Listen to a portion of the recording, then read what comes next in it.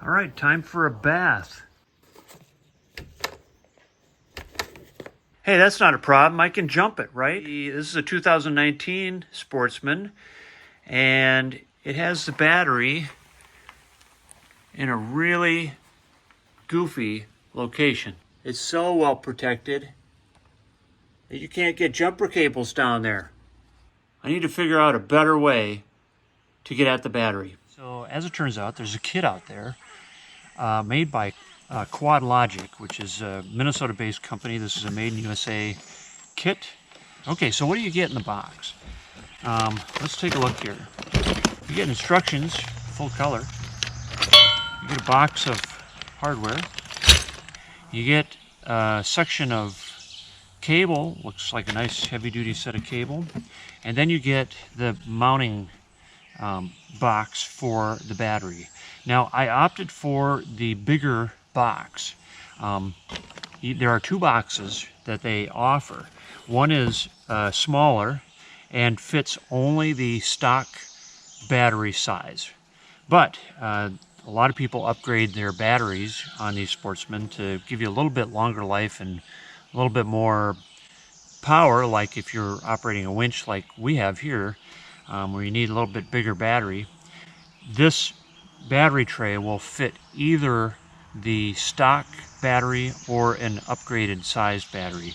It costs about $20 more to get this battery tray, but it gives us the option of having a bigger battery if we want to. All right, what I've got here, water pump pliers, 1/2 inch wrench, 7/16, 3/8, and 10 millimeter matching sockets, an 1/8 inch hex wrench, a T25 Torx wrench, and a flat bladed screwdriver to get the these nuts off, the fasteners off.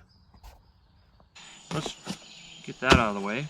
Set this stuff over here. We're going to set it out of the way because what we're going to do is take the seat off first. On the Sportsman, it's really easy. You just pull up on the seat and it comes right off, like that.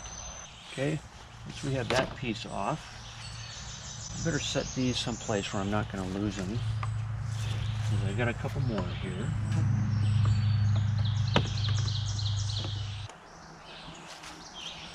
All right, takes care of that. There we go. Cool. All right. Okay, so now we have access to this area so that we can route the cables.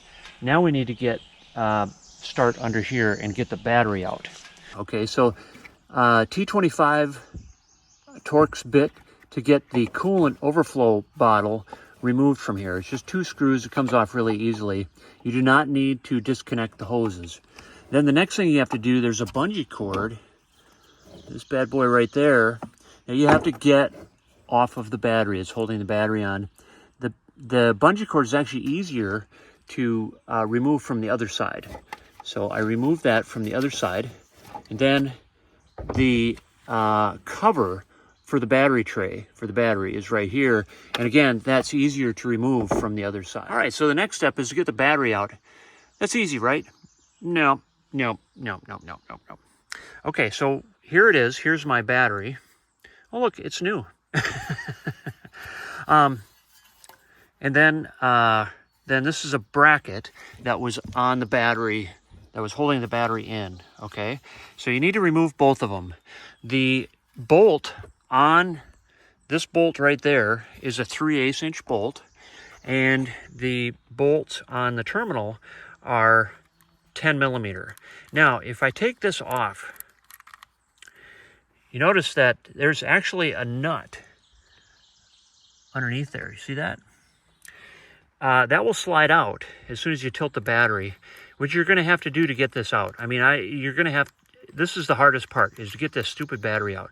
What I did was I just screwed it back in there. That makes sure that this doesn't fall out when I tip the battery over. I was able to get it out here, from this way, but what I had to do is kind of slide it back behind here and then like tip it upside down and then back in. Now the other thing I'll say is here's the positive. Notice it's got red. Positive cable and the negative. And you always want to detach the positive first and attach the negative first. Okay, so first off, last on. Okay, first off, last on. Now the reason for that is because the entire system, it's a negative ground system, which means that all of the metal parts are negative, they're a negative charge on them. So if you cross the positive with any part of the frame, it will cause an arc. It will spark, okay? The other thing you want to do is make sure that when you disconnect the positive terminal, that if you're using a metal tool, which I hope you are, that you don't touch that metal tool to any other metal object, because the same thing will happen. So just like jump starting a car, you always connect the positive last. Okay, same thing. All right, according to the instructions, the first thing we have to do is mount the battery tray. Now to do the battery tray, you need the tray, and you need a bunch of the hardware that's included in the kit. Now what we have are a bunch of washers. We've got 2 nylon lock washers. We've got a U-bolt and a set of bolts with matching nylon nuts, nylon lock nuts. So we have to do a couple things. There's a couple of existing holes in the frame that we need to put these bolts through, and they go through, oh, that's good. You can't really see that very well. They go through these 2 holes, okay? Then there's a bolt here. This bolt is used to bolt down the bracket for the battery. So we're going to use that, and then down here is where the U-bolt is going to go. So I'll show you how that works in a second. All right, so I have it kind of mocked up here to see, just to kind of show you where it needs to go. But you can see I've got 2 bolts right there. They fit through the holes in the frame. And then I've got this already set on the sway bar. Now the sway bar itself is actually inside this sleeve. So this does not turn and it doesn't flex. So it's a really solid piece to bolt to. So that's what we're going to do. What I'm going to do now is put the U-bolt there. I've got it in my hand. And then we're going to tighten down these bolts and also the U-bolt. So they all need to go on first and then tighten them down. QuadLogic did an excellent job putting this kit together. I'm very impressed. Okay, again, this is a square tube, so you don't want to tighten it so much that you're actually crushing the tube. You want it tight, sorry about that, you want it tight enough that it will not move, but you don't want it so tight that it actually crushes the tube. There we go. All right, now that the battery box is mounted, we can put the battery in there. And what you do is you put the battery right here. Now you can see there's extra room in this box, and that's, like I said, that's on purpose because I want to be able to maybe put a bigger battery in here. If we're going to use that winch, especially for snow plowing, we'll put a bigger battery in here. For now, I don't need it.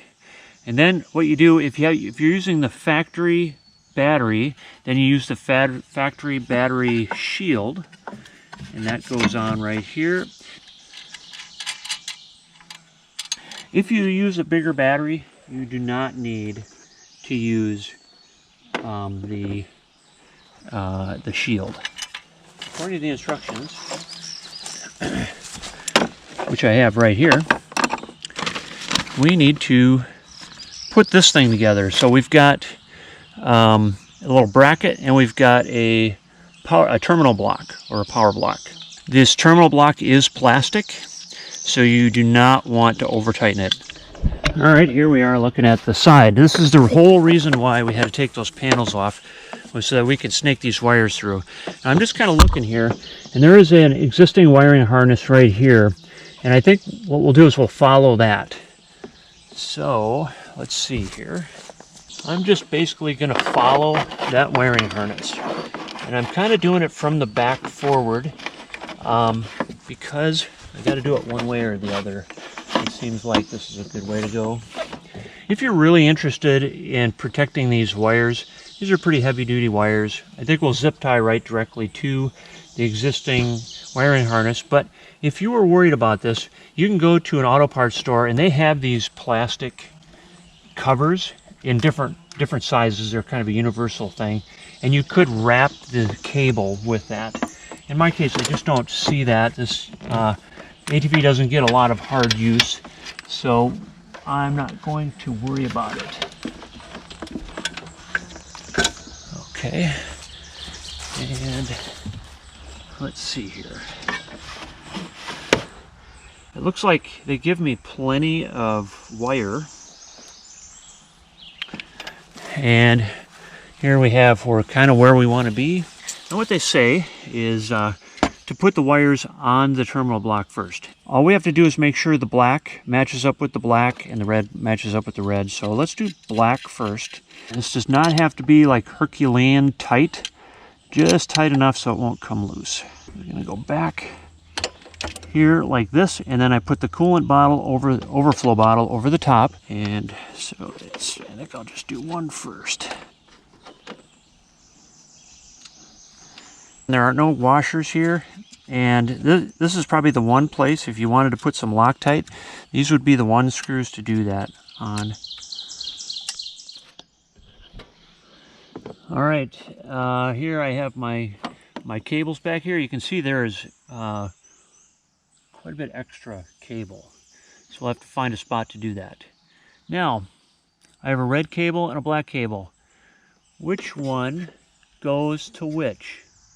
Now remember, there was those little nuts in there, so when you take these bolts off, what you don't want to do is accidentally bump the nut. You want to take the bolt straight up. If you bump those nuts, then they will not get aligned correctly.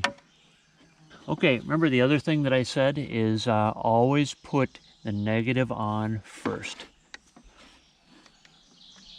Now here's another little trick. Whenever I connect a battery, the first thing I do is I set the positive on the terminal. If I don't see a spark, we're good. We're good. In this case, there's no spark. Now what if there was a spark? That would indicate that there's some kind of a draw on the power. Now with a car, there's always going to be a spark, except for the really old cars. But anything newer with fuel injection, there's so many control stuff. You know, all the computer controls are all powered by the battery all the time. So you're going to get a spark. Here again, when I tighten this, I don't want to take the wrench, move it over, tighten this, and touch the frame at the same time.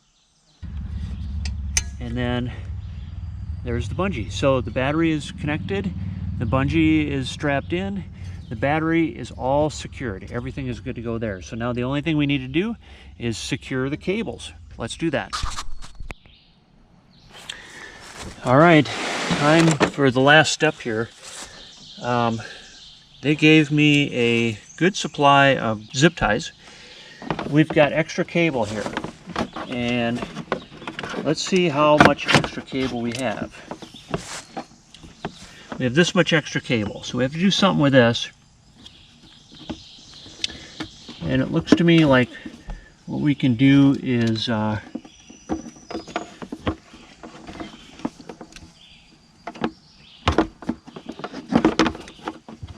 give it a little loop and then put it in here. Okay, so that's that. This is the engine. I don't know if I want these cables rubbing up against the engine. Okay, zip tie this here. Okay, that zip tie. So there's one zip tie down behind here, kind of tying these cables together. So there's no way that it can rub up against the exhaust. Then these cables follow the existing wiring harness and zip tie to that. There's space between that and the engine, so I don't have to worry about that. It comes across here, and there's nothing moving here, or there's no heat, so we've got a little bit of slack, but that's good. And then it goes right back to the battery. So now it's time to put everything back together. First thing to do is to put my little body panel on.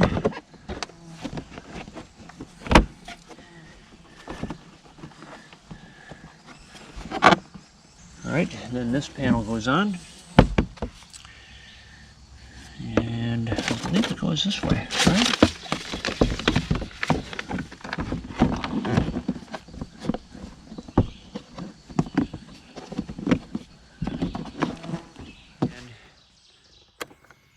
As you can see, I've got power. So the battery has got power, everything is ready to go. The front, I need to double check, and this is the last thing I would do. So I would just take a quick inventory of the system. So, you know, look down here. Did I put all the bolts on?